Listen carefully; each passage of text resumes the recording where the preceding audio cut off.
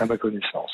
Les excuses de l'avocat général au nom de la justice française prononcées au procès, j'imagine que pour vous c'était une première, non ? Oui, c'était une première qui s'est exercée au détriment de mon client, car elle était une pression supplémentaire mise sur la justice pour que la justice répare son erreur. Oui. Voilà, et puisqu'on lui présentait un condamné sur un plateau, si je puis dire, dont on n'avait que les aveux obtenus encore une fois dans des conditions particulières, mais en l'occurrence, pour moi, cela restera le seul moment où j'aurais entendu effectivement dans une enceinte de justice un avocat général présenter ses excuses au nom de la République française. Entre nous, c'est plutôt pas mal, non ? Que ça se soit fait, que ça se soit dit. C'est plutôt pas mal. Je crois que c'était nécessaire pour M. Nolibé, car bien que je sois le défenseur de M. Gandouze, je n'ai aucune suspicion que M. Nolibé ait pu être l'auteur de cet acte. Je pense que c'était mérité. Je pense aussi que lorsque la justice ou lorsqu'une enquête part du mauvais pied, eh bien malheureusement, le chemin qui l'a conduit arrive souvent à une conclusion erronée.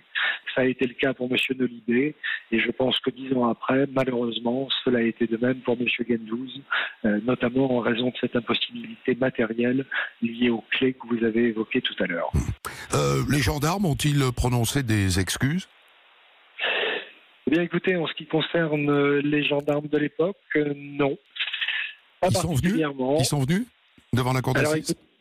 Alors écoutez, dans mon souvenir, nous avons entendu beaucoup de gendarmes, et notamment ceux responsables de la dernière enquête concernant M. Philippe Gandouze.